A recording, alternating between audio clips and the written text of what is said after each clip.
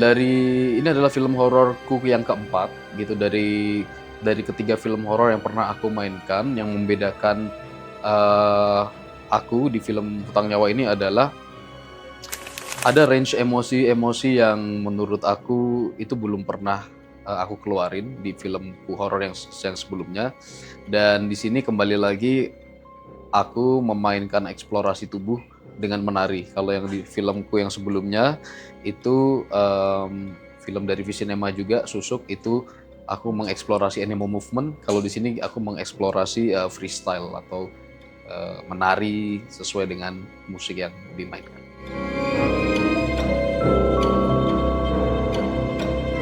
Kalau buat aku nggak pernah mempermasalahkan genre film itu akan menjadi seperti apa, baik itu drama, komedi, horor, apapun itu, aku nggak pernah mempermasalahkan itu. Tapi selalu ketika mendapatkan tawaran project gitu, main film gitu, selalu yang aku perhatikan pertama adalah karakternya kayak gimana nih gitu.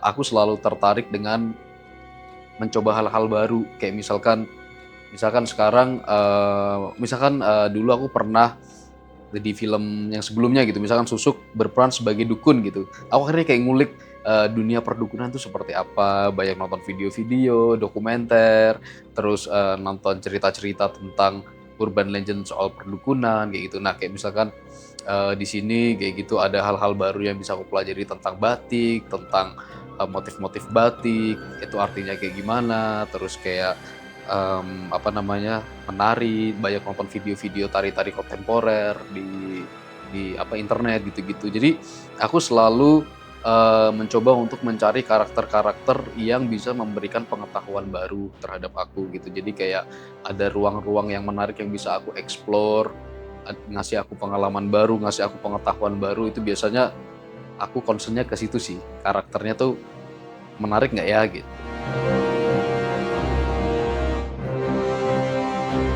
Pasti pasti, dan justru itu terjadi di awal karir aku gitu. Waktu sebenarnya film pertama aku itu yang Kucumbu Tubuh Indahku itu kan tayang bulan April tahun 2019. Terus di bulan Desember 2019 aku dapat Piala Citra waktu itu. Terus tahun depannya di tahun 2020 itu tuh masuk pandemi di bulan April, dan itu aku ngalamin di mana project-project yang sudah masuk itu jadi cancel semuanya. Jadi selama 2 tahun itu aku lumayan nggak ada film yang tayang, dan produksiku juga kayaknya aku pernah nganggur 8 bulan nggak ngerjain apa-apa di dalam COVID itu. Dan setelah COVID mereda baru mulai telah kembali lagi. Jadi kayak saat pertama kali aku ingin memasuki industri film, justru malah itu vakum selama 2 tahun. Itu berat sih menurutku, karena momennya tuh jadi kayak pas baru mau buka gerbang lah ibaratnya, terus sepi, zet, gitu. Karena aku mencintai dunia acting ya gitu, karena menurut aku apa ya, kayak yang membuat kita itu bisa menjadi sukses atau enggak di dalam bidang yang kita tekuni itu memang ya pasti kayak seberapa bagus kualitas kita di dalam bidang tersebut. Tapi selain itu menurutku faktor yang paling penting adalah seberapa besar rasa cinta yang kita miliki terhadap bidang tersebut gitu, atau passion gitu, kayak seberapa besar passion kamu di bidang itu. Jadi menurut aku yang membuat aku bertahan sampai sekarang adalah aku punya cinta itu, aku punya passion yang besar itu terhadap apa yang aku tekuni sekarang. Yang pasti sih di dalam dunia film atau dunia acting itu yang menarik adalah menjadi seorang aktor ya. Jadi menjadi seorang aktor itu kan objek pembelajaran kita itu kan manusia dan segala kompleksitas yang ada di sekitarnya gitu ya. Jadi sebenarnya dunia acting, dunia keaktoran, dunia film ini mengajarkan aku bahwa kita tuh harus menerima seseorang tuh sebagai pribadinya sendiri, bukan sebagai pribadi yang kita inginkan. Dari situ mengajarkan aku betapa kita tuh memang harus benar-benar punya toleransi yang tinggi terhadap sesama makhluk, nggak cuma sesama manusia gitu. Karena juga kalau kita punya mindset kayak gitu, itu akan memudahkan kita juga sebagai aktor gitu untuk masuk ke dalam karakter-karakter tersebut gitu. Karena misalkan Aku harus memainkan karakter, orang yang, suka menggosip gitu, suka ngegosip gitu. Memang, kalau aku sudah benci duluan sama orang-orang kayak gitu, akan susah buat aku untuk bersimpati sama orang itu kan. Jadi kayak akan punya kesusahan untuk itu gitu. Artinya kayak jadi, seorang aktor yang baik adalah seorang observer yang baik untuk aku. Jadi mengajarkan aku untuk lebih observe dan lebih bisa memaklumi banyak orang.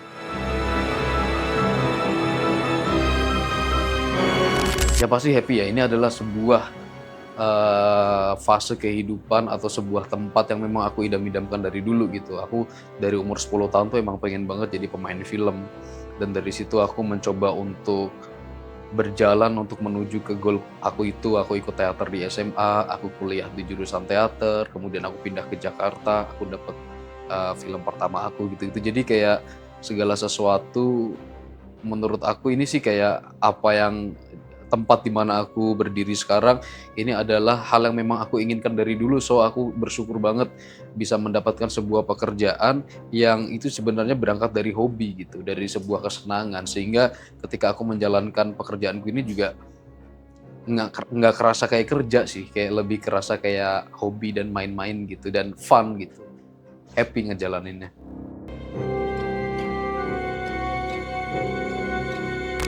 Yang pasti aku pengen bisa mengeksplor lebih banyak tentang kehidupan manusia yang belum pernah terekspos gitu-gitu, dan aku harapannya pengen punya karir yang panjang, yang sustain gitu ya, pengen bisa berkarya sampai usia kakek gitu ya, sampai udah tua gitu. Kayak ada salah satu pemain, di film Hutang Nyawa ini, kita memanggilnya Mimi.